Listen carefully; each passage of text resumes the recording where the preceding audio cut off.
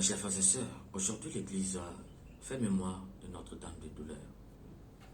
Qu'est-ce que d'abord une douleur? Une douleur, c'est un mécanisme de défense du corps qui réagit face à quelque chose d'anormal et qui nous pousse à chercher la solution. Dans le cas de la Vierge Marie, quelles ont été ces douleurs?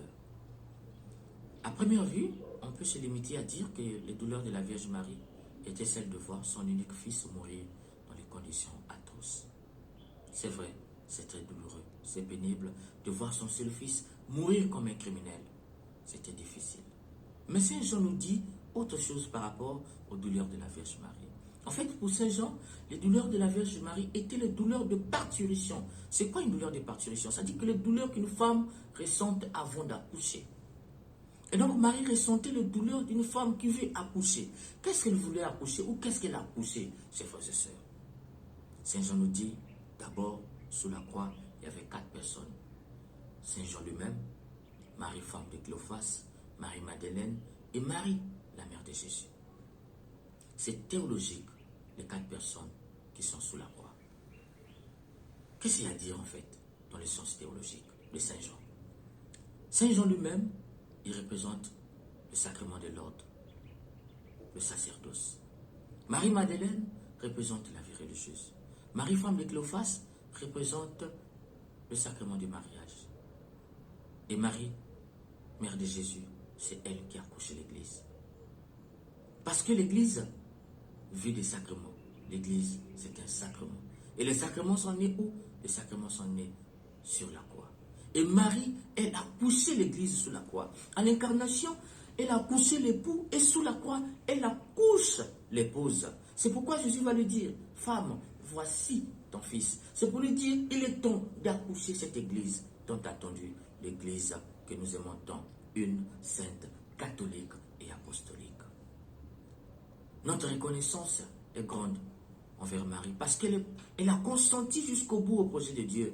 Elle a accouché l'époux. Maintenant, sous la croix, elle accouche l'épouse. Les douleurs d'une femme qui voulait accoucher pour une deuxième fois l'épouse, comme elle avait accouché l'époux à l'incarnation. Mes chers frères et sœurs, aimons notre Église. Très souvent, il y a des gens qui quittent l'Église parce qu'ils se sentent frustrés. Mais l'Église que Marie accouche ici, c'est comme la terre. La terre, quand on enterre, elle n'a jamais dit que lui là, il était mauvais, je ne vais pas l'accueillir. Ou lui, il était bon, je vais l'accueillir. Quand on enterre, la terre accepte tout le monde, les bons comme les mauvais. C'est ça l'Église que Marie a accouchée ici. L'Église que Marie a accouchée ici, c'est aussi l'eau. L'eau désaltère les bons et les mauvais. L'eau n'a jamais dit, parce qu'il est mauvais, je ne veux pas le désaltérer.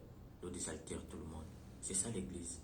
Elle désaltère tout le monde, les bons et les mauvais. C'est pour te dire que dans cette Église que Marie a accouchée sous la croix, parce que l'Église est née sous la croix. Et le jour de la Pentecôte, l'Esprit Saint est venu sanctifier cette Église qui est née sous la croix. Cette Église, elle est pour les bons, elle est pour les mauvais. Ne sois jamais déçu de voir dans l'Église des criminels. Ils ont leur place.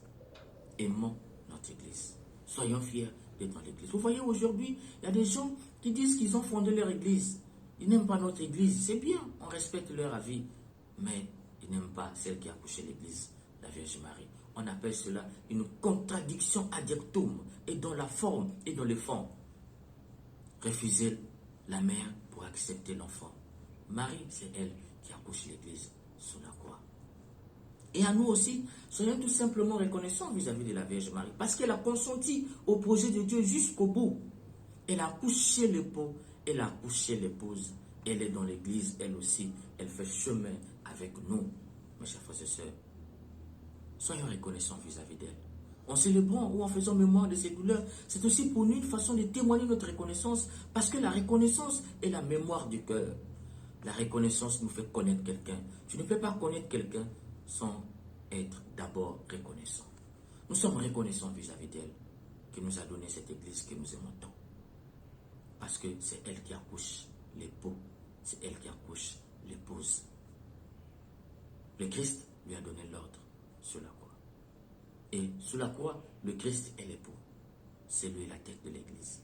Marie, en accouchant l'Église, elle est aussi dans l'Église. Aimons notre Église. Soyons fiers d'être dans l'église. Que les saintes douleurs de la Vierge Marie nous aident, nous aussi, à prendre conscience que dans la vie, nous devons composer avec tout le monde, les bons et les mauvais. On appelle cela la membralité, la capacité à composer avec ceux qui sont bons et avec ceux qui sont mauvais. N'exclus personne dans la vie. Si tu es bon, par ta bonté, aide le méchant à se convertir, mais ne l'exclus pas. Aimons notre Église, soyons fiers de notre Église, et que Jésus lui-même, qui est le pou, le prince et la tête de l'Église, nous aide à avancer avec la Vierge Marie vers lui pour l'éternité. Qu'il nous aide aujourd'hui et demain, au nom du Père et du Fils et du Saint-Esprit. Merci Marie d'avoir dit oui. La joie de Dieu est avec nous. Merci Marie.